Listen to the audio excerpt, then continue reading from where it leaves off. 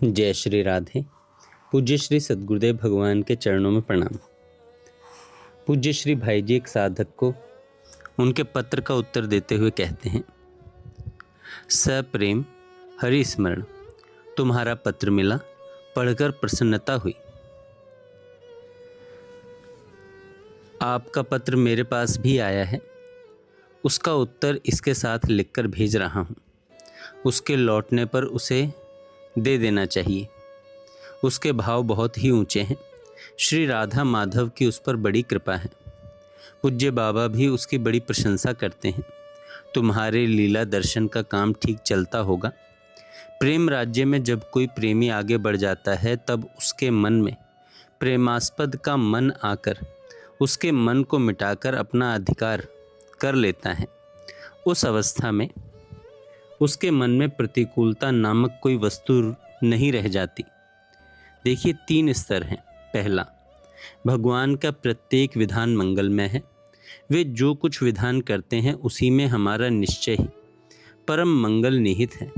यह समझकर विश्वास कर प्रतिकूल प्राणी पदार्थ परिस्थिति के प्राप्त होने पर उसमें मंगल देखना, इसमें अपने मंगल की इच्छा वर्तमान है, पर भगवान के विधान में मंगल का विश्वास है।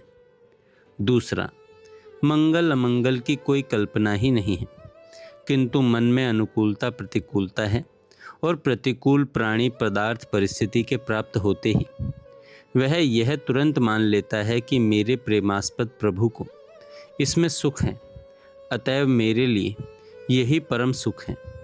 यों प्रतिकूलता परम सुख में परिणत हो जाती है, परंतु प्रतिकूलता यहाँ सर्वथा मिटी नहीं है। तीसरा, प्रतिकूलता की सत्ता ही नहीं है।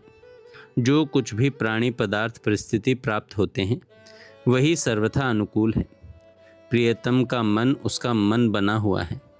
अपनी निर्मित प्रत्येक परिस्थिति में प्रीतम का सुख ही दिखता है। असल में जब तक मनुष्य के मन में जरा भी काम भोग है तब तक वह प्रेम के मार्ग पर आ ही नहीं सकता। काम प्रेम का शत्रु है। काम गंदी चीज है। उस गंदगी में पवित्र प्रेम नहीं आता, और जहाँ प्रेम होता है वहाँ प्रेमास्पद का मन ही उसका मन बन जाता है। इसी से प्रेमास्पद की यथार्थ महिमा, उसकी सेवा का स्वरूप, उसकी श्रद्धा का स्वरूप और उसके मन की गुप्त बात तत्वतः वह जानता है। इस प्रकार के प्रेमी का नाम ही गोपी है। भगवान श्याम सुंदर अर्जुन से कहते हैं, मेरे महात्म को, मेरी सेवा को, मेरी श्रद्धा को और मेरे मनोगत विचारों को तत्व से केवल गोपिका जानती है और कोई नहीं जानता। इसी से गोपी का जीवन, उसका शरीर रक्षण, उसका प्रत्येक विचार तथा कार्य श्री श्याम सुंदर को सहज सुख पहुंचाने के लिए ही हुआ करता है। देखो, अपना जीवन ऐसा बने श्री श्याम सुंदर तथा श्री राधा का सेवा सुख ही जीवन का स्वरूप बन जाए, ऐसा प्रयत्न करना चाहिए। मेरे प्रति तुम्हारा और उनका जो भाव है उसके लिए मैं तुम लोगों का ऋणी हूँ। मैं तो तुम्हारे भावानुकूल अपने को कभी नहीं मानता, परंतु किसी के भाव पर मेरा विरोध करने का भी क्या अधिकार है। जाकी रही भावना जैसी, प्रभु मूर्ति देखी तिन तैसी। इतना ध्यान रखना चाहिए कि कहीं भी लौकिक भाव, लौकिक इच्छा, लौकिक कामना, वासना, लौकिक राग, ममता ना आ जाए। कहीं पवित्र विशुद्ध प्रेम के नाम पर मोह ना आ जाए।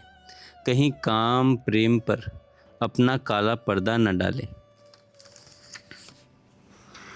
मन में संसारी चिंतन होता है, मान बड़ाई प्रिय लगती है, सो यह तो स्वाभाविक ही होगा, क्योंकि जन्म जन्मांतर का ऐसा ही अभ्यास है। पर बीच बीच में भगवान की लीला का मधुर चिंतन होता है। यह भगवत चिंतन अधिक से अधिक होने की जो इच्छा होती है, यही बड़ी बात है और यही भगवत कृपा की अनुभूति का परम सौभाग्य है। साधकों के नाम बताने की आवश्यकता नहीं। ऐसे सैकड़ों व्यक्ति हैं जो मुझ पर प्रेम रखते हैं तथा सहज ही उनके लिए मेरे मन में बार बार आती है कि उन्हें भगवत प्रेम प्राप्त हो जाए। सांसारिक प्राणी पदार्थों को भूलकर ये सर्वथा भगवान में ही लग जाएं। पर मेरे मन में आने से न आने से कुछ होता तो नहीं है, होगा भगवत कृपा से ही, और वह कृपा सभी पर है। विश्वास एवं अनुभव करना चाहिए। मेरे ऋषिकेश जाने का न अभी कोई विचार है न मन है। अभी तो गोरखपुर जाने की बात हो रही है। ये 4 चीज़ें हर साधक को करनी चाहिए। पहला, भगवान का अखंड स्मरण बना रहे तथा संसार से चित्त उपराम रहे। दूसरा, घर का प्रत्येक कार्य भगवत पूजा के भाव से भगवान का स्मरण करते हुए भगवत प्रीति के लिए हो और उत्साहपूर्वक हो। तीसरा, सबकी यथा योग्य सेवा भगवत सेवा के भाव से हो। चौथा, भगवान के नाम का जप स्मरण निरंतर होता रहे। अपने आप को भगवान के समर्पण कर देना, नित्य निरंतर उनके नाम रूप लीला चिंतन करने की चेष्टा करना, इंद्रियों के भोगों से आसक्ति हटा लेना, भगवान की कृपा में विश्वास करना ही भगवान की लीला दर्शन के लिए भगवान से विश्वास पूर्वक प्रार्थना करना, ये ही भगवत प्रेम के परम साधन है। जय श्री राधे।